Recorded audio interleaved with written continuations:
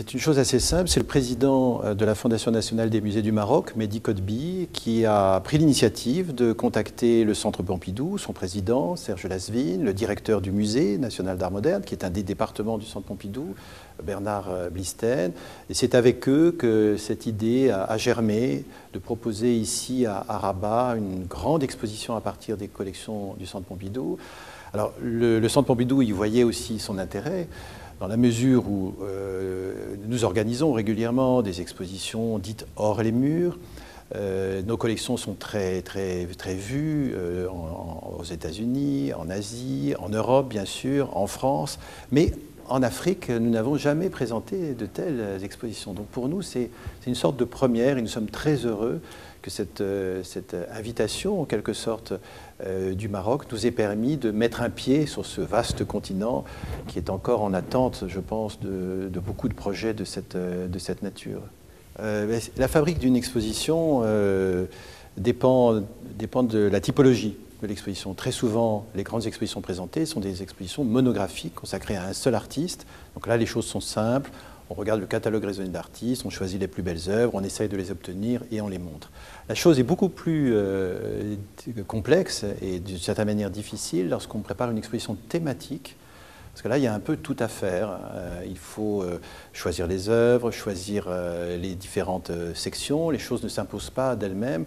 Et d'une certaine manière, c'est un travail plus intéressant de concevoir une exposition thématique. Alors le sujet de cette exposition, c'est la Méditerranée et l'art moderne. Un titre très vaste, très général a priori, mais que l'on doit resserrer dans la mesure où on a pris conscience qu'il s'agit d'une exposition à partir des seules collections du Centre Pompidou.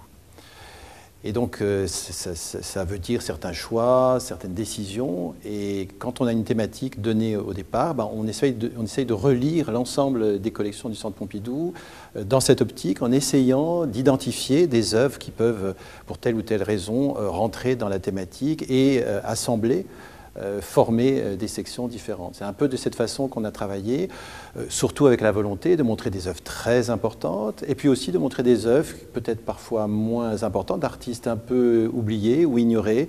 Donc c'est aussi un projet important pour nous parce que ça nous permet de reconsidérer un peu des pans entiers de notre collection et de rattraper certains artistes un peu oubliés par la postérité, mais qui s'imposent dans un dialogue finalement fructueux avec des œuvres plus importantes et qui relèvent de la même thématique.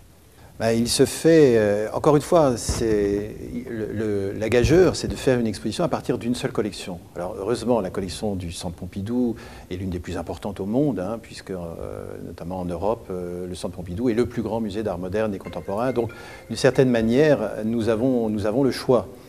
Et puis après, tout dépend aussi de la disponibilité des œuvres, car le Centre Pompidou est très généreux, prête beaucoup d'œuvres, dépose même parfois des œuvres dans les musées en région en France.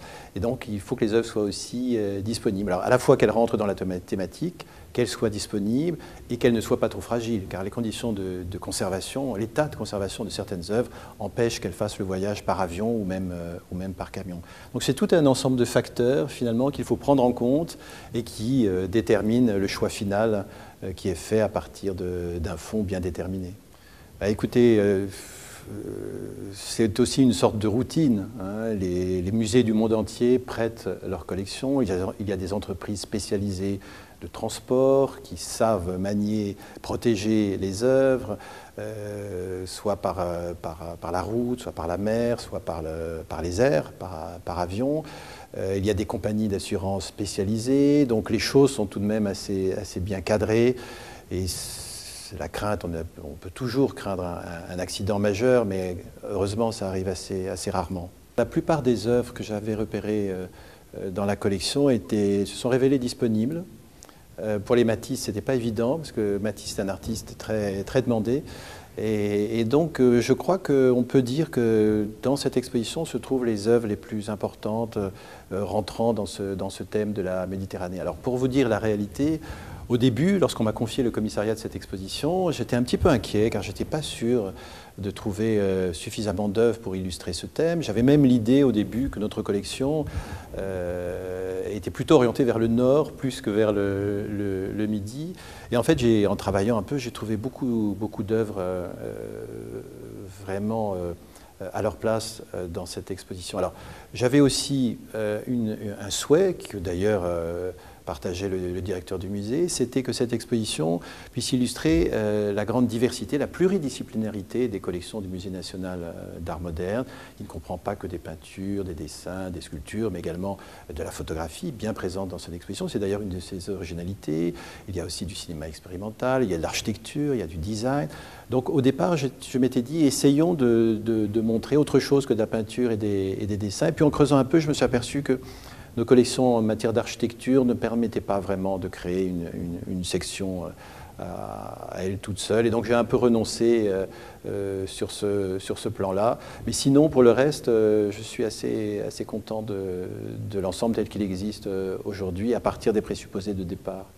Écoutez, je crois que le Centre Pompidou avait tout à gagner à une collaboration avec la Fondation nationale des musées. Je ne le dis pas du tout par flagornerie ou autre, mais il y a un élan extraordinaire dans le domaine des musées au Maroc grâce à cette fondation, qui est une jeune fondation et qui est en train de revitaliser, semble-t-il, de façon très, très extraordinaire, le tissu muséal très dense, finalement, qui se trouve au Maroc.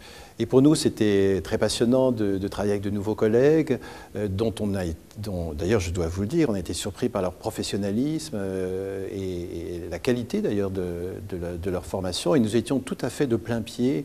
Nous ne sommes pas arrivés en terrain conquis.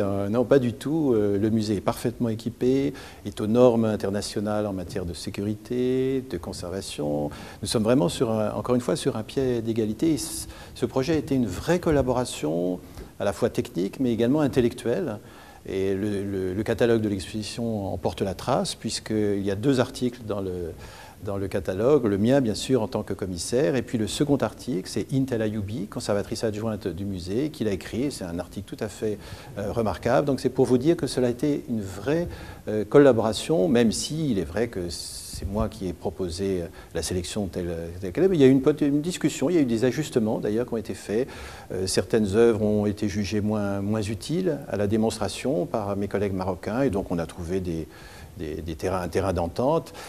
Et encore une fois, pour nous, c'est très précieux de confronter nos collections à un nouveau public, le public marocain en l'occurrence, et donc c'est pour nous très très positif. Et on peut imaginer, mais ça ce n'est pas tout à fait de mon ressort, en tant que simple conservateur, de futures collaborations avec cet institut ou cette institution ou d'autres institutions au Maroc d'ailleurs.